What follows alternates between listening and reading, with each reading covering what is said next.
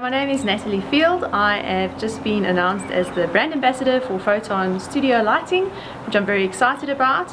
It will open new opportunities for me as a photographer. I love shooting on location, and I love the idea of being able to take the studio out onto location with me, as you can see. As a fashion photographer, being able to manipulate your light is incredibly important. When putting together your own fashion shoot, I recommend that you always start with the garments, as it is fashion that is generally the most important theme of the day. So once you've selected your designer to work with, or you have a stylist and you've come up with a concept, you can further develop your concept and see if there's a narrative that you can bring into it, do a little bit of research, a bit of history, and bring elements together, for example, that you can use in styling the hair, the hats, and so on.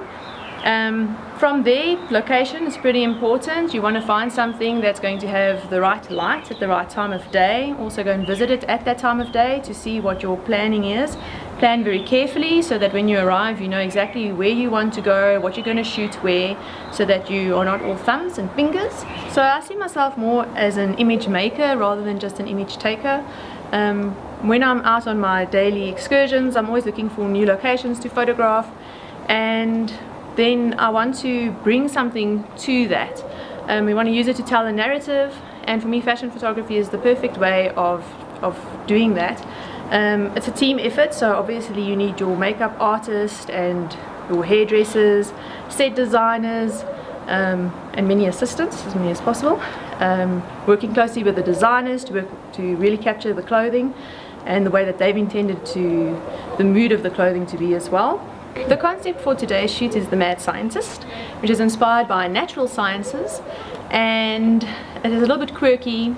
It is a mix between the Victorian style gowns of the 1700s, when science was very experimental, and a little bit of steampunk, for example, if we had to go back to the steam age after the technological age. And so it's a mix between those two things. So for the location, we are shooting at Everwood Country Wedding Venue, which was brought to my attention by Carrie from the Lovely blog, and she had made an arrangement for us to have this beautiful venue today. And when myself and Candice from Absolute Perfection came to have a look at it, we were thrilled about this prospect. We have branches growing through windows, we've got this broken down fireplace, so it's really cool.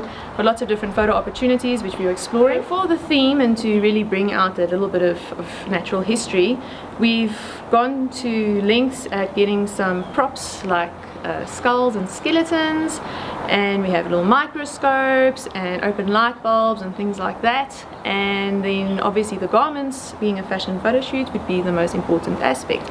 So we've got garments from Imagica.